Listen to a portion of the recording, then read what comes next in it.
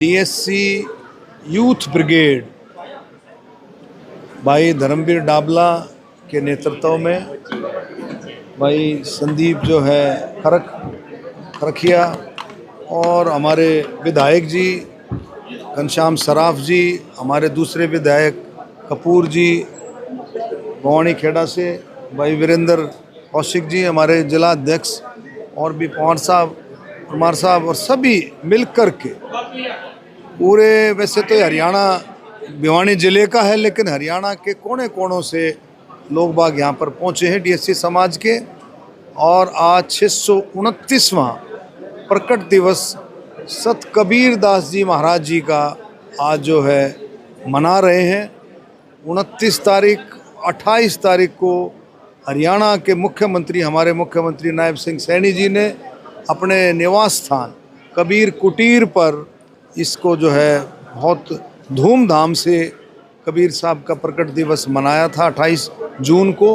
उसमें भी हरियाणा के कोने कोने से जो है, जो कबीर पंथी हैं, जो कबीरों के विचार को जो समझते हैं कबीर साहब के, और उसके साथ साथ अर्जुन मेघवाल जी भी उसमें उपस्थित हुए। बहुत ही भव्य कार्यक्रम था।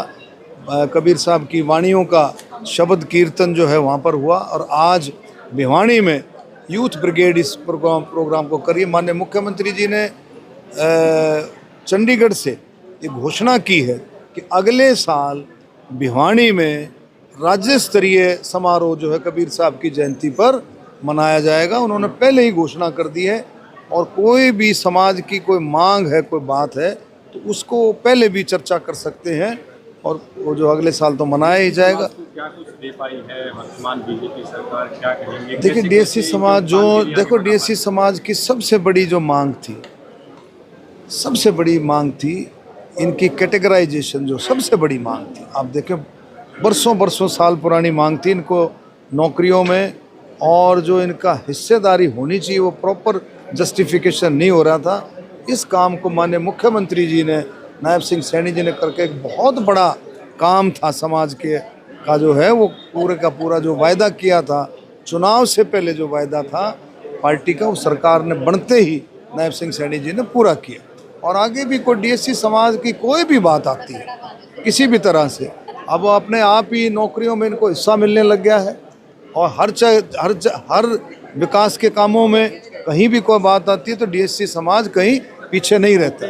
विभाग में क्या नवाचार हो रहा है, क्या कैसे डिपार्टमेंट आगे बढ़ पाए हैं, क्या कुछ नई बातें? देखिए डिपार्टमेंट का मैंने अभी बताया था कि डिपार्टमेंट में जैसे पर्यटन विभाग है, आपका सहकारिता विभाग है, बहुत अच्छे तरीके से सहकारिता विभाग में तो माननीय हमारे केंद्रीय मंत्री अमित शाह जी ने नई पॉलिसी की जो है पीछे घोषणा की थी। हरियाणा सरकार भी अपनी पॉलिसी बना करके जल्दी उसको आउट करेगी, और कुछ उसमें कुछ चेंजेस अगर हैं, ये केंद्र सरकार की तरफ से आया था, अगर कुछ उसमें थोड़ा बहुत उसमें ऐड करना हो वो भी ऐड कर सकते हैं।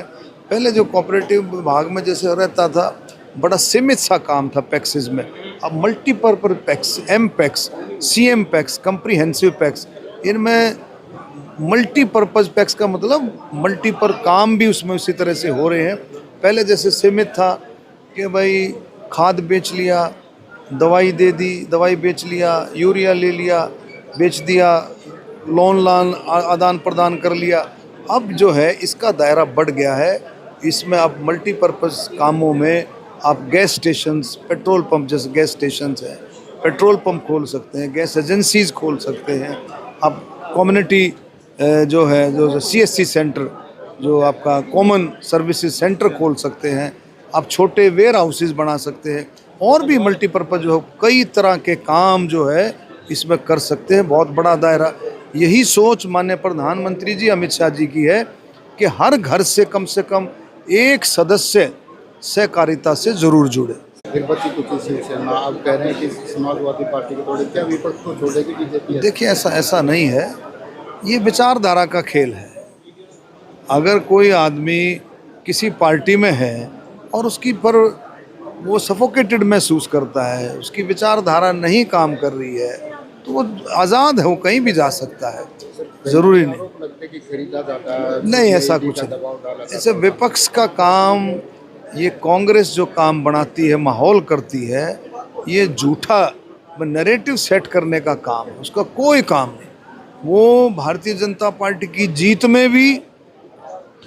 में भी ऐसे पॉइंट्स निकालती है कि ऐसे सेट करती है, उस अपनी हार में अपनी कमजोरियां नहीं ढूंढती कि हम हारे क्यों हैं, उस पर एनालिसिस नहीं करती, लेकिन भारतीय जनता पार्टी की जीत में कमियां निकालती है। तो इनका विपक्ष का काम अलग अलग नैरेटिव सेट करने का। मिशन 360 को लेकर, यानी कि ट्रेसिमन को और जो बिल है मंशा बीजेपी, उसके लिए 360 सांसद जुटाना चाहती है, इसी के लिए विपक्ष को तोड़ा जा रहा है। वो देखो सुनो, ऐसा नहीं है। जो भारतीय जनता पार्टी की, जो देश की विचारधारा से और जो महिलाओं का सम्मान करता है, महिलाओं का जो सम्मान करता है, उसमें किसी का जो मन करता है तो भारतीय जनता पार्टी की विचारधारा से जुड़ सकता है। देश की अगर उन्नति चाहता है, महिलाओं को सशक्त को करना चाहता है, तो कोई भी पार्टी की, भारतीय जनता पार्टी की देश के लिए विचारधारा से जुड़ सकता है।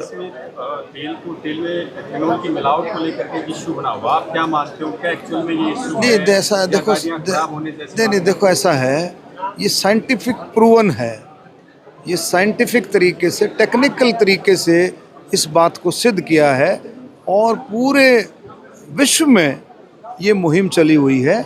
हम तो 20% यूज़ करते हैं, अब कई देशों में 30% है, कहीं 35%, कहीं 50% तक भी इथेनॉल यूज़ कर रहे हैं।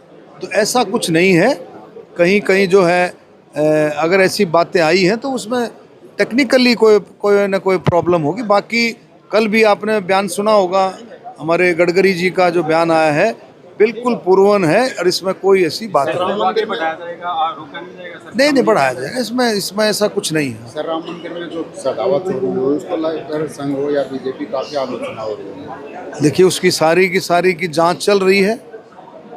यूपी सरकार SIT बना करके बहुत अच्छे तरीके से जांच चल रही है, और उसमें रोजाना कुछ न कुछ निकल कर क्या रहा है। जब जांच कंप्लीट होगी तभी बात पता लगेगा। मंडल में फेरबदल की चर्चा है सर, केंद्रीय मंत्रिमंडल में। देखिए, चर्चाएं चलती रहती हैं, ये तो केंद्र सरकार का, माननीय प्रधानमंत्री जी का प्रेरोगेटिव है, तो क्या करते हैं उनका जो भी है, सब आपस में मिलजुल करके पार्टी हाई कमांड और सारा करके डिसाइड करते हैं। SIR को लेकर के क्या कहेंगे? तो विपक्ष जो है बार-बार निशाना जो साधता है बीजेपी को, तो कहते हैं कि SIR के अंदर कहीं ना कहीं वोट काटने का काम जो है बीजेपी कर रही है।